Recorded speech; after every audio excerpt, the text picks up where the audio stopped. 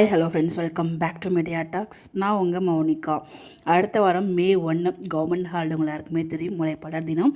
So அன்னைக்கு நம்ம Mahanadi serial இருக்கா இல்லையா அப்படின்னு ஒரு அப்டேட் தான். ஸோ வருத்தம் தான்ப்பா, நம்மளோட மகாநதி சீரியல் அடுத்த வாரம் May 1 சீரியல் கிடையாது. அடுத்த வாரம் வெறும் 4 நாட்கள் மட்டும்தான் சீரியல் வந்து டெலிகாஸ்ட் ஆக போகுது.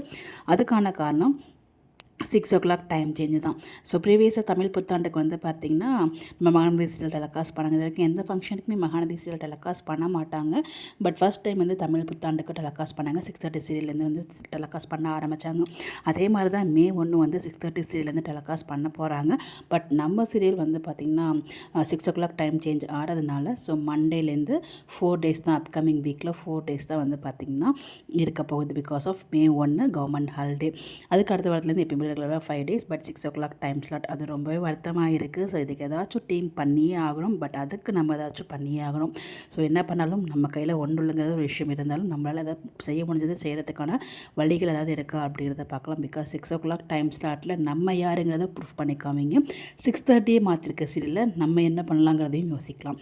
ஸோ ஏன்னா வேறு வழி இல்லை, நம்ம வந்து இவ்வளோ தூரம் போராடுறோம். பட் அதை அவங்க வந்து பொருட்படுத்தவே இல்லைங்கிறப்போ நம்ம அதை தான் பண்ணி ஆகணும். பட் அதுக்கான அப்டேட் நான் கொடுக்குறேன். அடுத்த வாரத்துலேருந்து தான் 6 o'clock டைம் சேஞ்ச் பண்ணியிருக்காங்க. அந்த வாரத்திலே முதல் 4 நாட்கள் மட்டும்தான் வந்து பார்த்திங்கன்னா 4 days மட்டும்தான் நெக்ஸ்ட் வீக் சீரியல் இருக்குது May 1. ஸோ பார்க்கலாம் என்ன நடக்க போகுது அப்படிங்கிறத. ஸோ ஒரு நல்ல ட்ராக் கொண்டு வாங்க, ஸ்டோரிலைன் கொண்டு வாங்க. அது ஒன்று தான் எங்களோட எக்ஸ்பெக்டேஷனாக இருக்குது. பார்ப்போம். உங்களுடைய கருத்துக்கள் கமெண்ட்டில் சொல்லுங்கள். Bye by.